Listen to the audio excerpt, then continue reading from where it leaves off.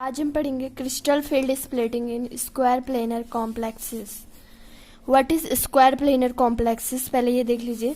आपने ऑक्टाहेड्रल पढ़ा होगा। मेटल्स क्या होते थे, इसमें एक्सिस से क्या होते थे, आते थे मतलब जो एक्सिस से जो होता है एंटर करते थे मेटल से, मेटल को डोनेट करते थे इलेक्ट्रॉन्स। तो इसमें भी सेम यही होता है स्क्वायर प्लेनर में, बट इसमें जेड एक्सिस जो होती है प्रेजेंट नहीं होती है। कौन सी एक्सिस प्रेजेंट नहीं होती है? जेड वाली। स्क्वायर प्लेनर मतलब चार लिगेंड होंगे, ठीक है, चार तरफ से लिगेंड्स होंगे और इसमें कोई चार्ज होगा, ठीक है। तो यहाँ पर भी लिगेंड होगा, यहाँ पर भी, और लिगेंड कहाँ पे होंगे? एक्सिस पे, एक्स और वाई एक्सिस पे होंगे ओनली, ठीक है।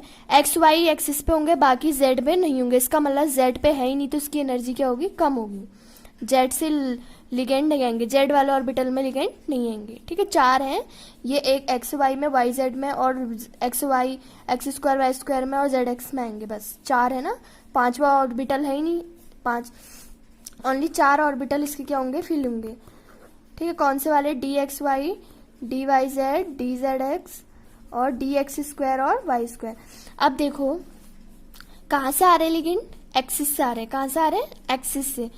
जो और एक्सिस में कौन से इलेक्ट्रॉन, कौन सा लिगेंड होते हैं? एक्सिस में जो प्रेजेंट होते हैं वो कौन से वाले होते हैं? एक्स स्क्वायर और डी एक्स स्क्वायर और वाई स्क्वायर, यही होते हैं। ये एक्सिस में प्रेजेंट होते हैं। तो ये एक्सिस में प्रेजेंट होते हैं, ये वाला ऑर्बिटल क्या होता है? एक्सिस में प्रेजेंट होने की वजह से यहाँ पर क्या होगा? इसकी एनर्जी क्या हो जाएगी? हाई हो जाएगी। ये वाले ऑर्बिटल की क्या होगी? एनर्जी हाई होगी, क्योंकि एक्सिस में प्रेजेंट है और ये भी क्या है? एक्सिस में लिगेंड एक्सिस से आ रहे हैं, और ऑर्बिटल जो और इलेक्ट्रॉन्स है वो भी उसमें, तो दोनों में रिपेल होगा। तो हमें पता है कि रिपल्सन, जब कोई चीज रिपेल करती है उसको पास लाने के लिए हमें ज्यादा एनर्जी लगानी पड़ती है, जबकि कोई चीज अट्रैक्ट कर रही है तो उसमें कोई एनर्जी हमें लगानी नहीं पड़ेगी पास लाने के लिए, क्योंकि वो एक पॉजिटिव निगेटिव इंडिया अपने आप आ जाएंगे। जबकि जब सेम आ रहे हैं सामने तो हमें ज्यादा एनर्जी उसको लगानी पड़ती है, ठीक है। तो ये वाले में हमें ज्यादा एनर्जी लगानी पड़ेगी, तो इसकी डीजेनरेसी जब ब्रेक होगी तो सबसे ज्यादा किसकी होगी? इस वाले की होगी, ठीक है। फिर किसकी होगी? एक्स वाई वाले की होगी, बिकॉज एक्स और वाई एक्सिस में दोनों प्रेजेंट है। तो सबसे कम एनर्जी किसकी होगी? जेड एक्स की, क्योंकि इसमें जेड क्या है? ऑर्बिटल प्रेजेंट नहीं है। एंड फिर होगी वाई जेड की, क्योंकि जेड नहीं है। जहां पे जेड आएगा, एक्स के साथ आए चाहे वाई के साथ आए, वो उसकी एनर्जी सबसे कम होगी, क्योंकि जेड तो है ही नहीं। फिर जेड स्क्वायर की होगी, फिर किसकी होगी? D X square Y square की होगी, ठीक है। मैं इसके नोट्स अभी आपको लास्ट में आपको पूरे जो हैंड राइटिंग नोट्स है मैं आपको लास्ट में प्रोवाइड करा दूंगी इस वीडियो के। तो आप अभी देख लीजिए क्या है इसमें। इसमें होता है जैसे ये 5 ऑर्बिटल्स हो गए, 5 ऑर्बिटल हो गए। ये क्या होते हैं? इनकी डीजेनरेसी, पहले तो ये ग्राउंड स्टेट में होंगे, बना लेना यहाँ पे। फिर जब हम क्रिस्टल फील्ड में रखेंगे तो इसकी एनर्जी थोड़ा बढ़ जाएगी।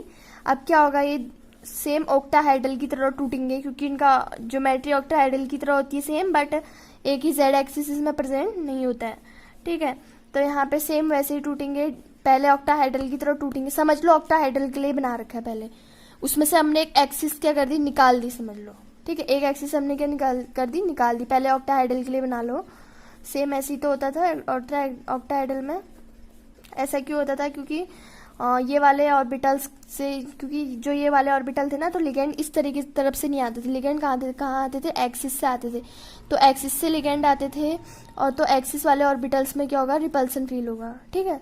क्योंकि लिगेंड के भी तो अपने कोई ना कोई ऑर्बिटल्स होंगे, और जब लिगेंड, जैसे मान लो हम NH3 या फिर Cl ला रहे हैं, तो कहीं ना कहीं उसके भी तो ऑर्बिटल्स होंगे। तो ऑर्बिटल क्या करेंगे? एक दूसरे को रिपेल करेंगे, जिस वजह से सबसे ज्यादा एक्सिस में रिपल्सन होता है। तो एक्सिस में रिपल्सन की वजह से सबसे ज्यादा एनर्जी इसकी होती है, ठीक है।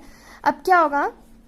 डी जेड स्क्वायर की एनर्जी ज्यादा होगी, फिर किसकी होगी? D X square Y square की एनर्जी ज्यादा होगी, क्योंकि इसमें लिगेंड है, क्योंकि ये तो है ही नहीं, ये वाला ऑर्बिटल तो है ही नहीं अभी, ठीक है। तो ये जब ब्रेक भी होगा तो ये इसकी एनर्जी क्या होगी? कम होगी।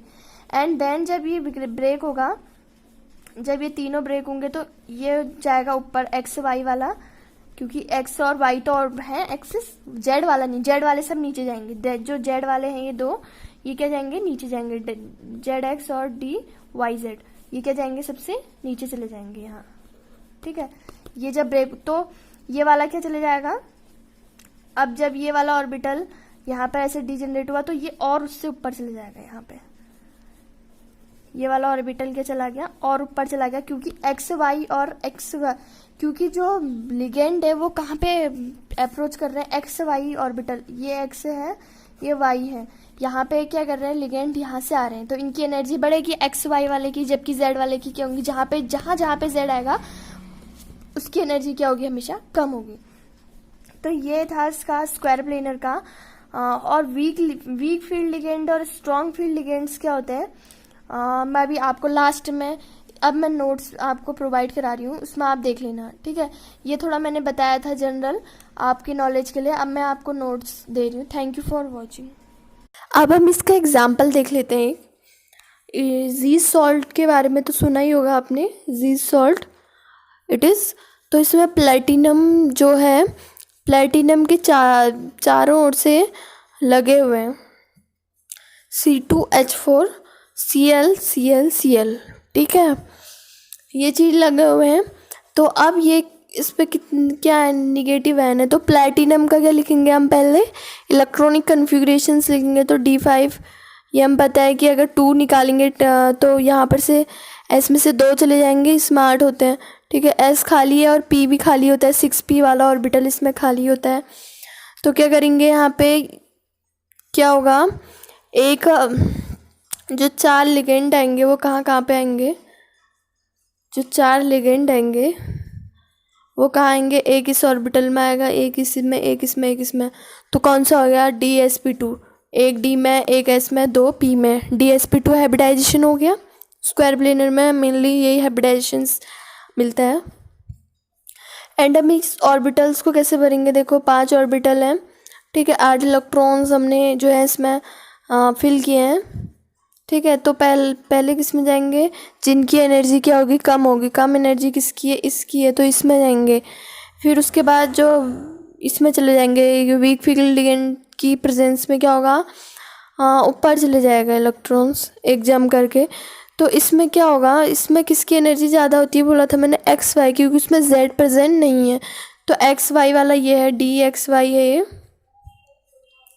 डी एक्स वाई, और डी जेड स्क्वायर वाले की एनर्जी क्या हो जाएगी, यहाँ कम हो जाएगी, ये वाला डी जेड स्क्वायर है, सॉरी ये वाला, ठीक है। और बाकी जो D Z X D Y Z थे उनकी एनर्जी कम होती है, जिनकी एनर्जी कम होगी पहले उसमें इलेक्ट्रॉन्स फिल होंगे, ठीक है। इसकी एनर्जी हाई होती है तो इसमें इलेक्ट्रॉन्स बाद में फिल होते हैं, हमेशा याद रखना, ठीक है। तो ऐसी इस तरीके से इसमें जो है इलेक्ट्रॉन्स भरते हैं, ठीक है। एंड ये हो गया। अब इसका जो नोट्स है वो आप देख लो, इसके नोट्स ये हैं, crystal field is spreading in square planar in the two trans ligand of z axis are completely withdrawn, क्योंकि z axis निकाल देते हैं अगर ऑक्टाहेड्रल में से, तो क्या बन जाता है वो स्क्वायर प्लेनर बन जाता है, ठीक है, कम्प्लीटली। और सबसे ज़्यादा एनर्जी किसकी होती है, इसकी होती है कि एक्सिस में इलेक्ट्रॉन प्रेजेंट है, एक्स और वाई के एक्सिस में प्रेजेंट है, और जो जहाँ पे ऑर्बिटल्स एक्सिस में प्रेजेंट होते हैं वो ये वाला ऑर्बिटल होता है, ठीक है। और लिगेंड भी कहाँ से आ रहे हैं, वहीं से आ रहे हैं, एक्सिस से ही आ रहे हैं। अब फिर इसकी होती है, फिर ये जेड वालों की होती है, ठीक है। बाकी ये देख लीजिए, ये नोट्स हैं। Thank you for watching, please subscribe कर देना अगर अच्छा लगा तो।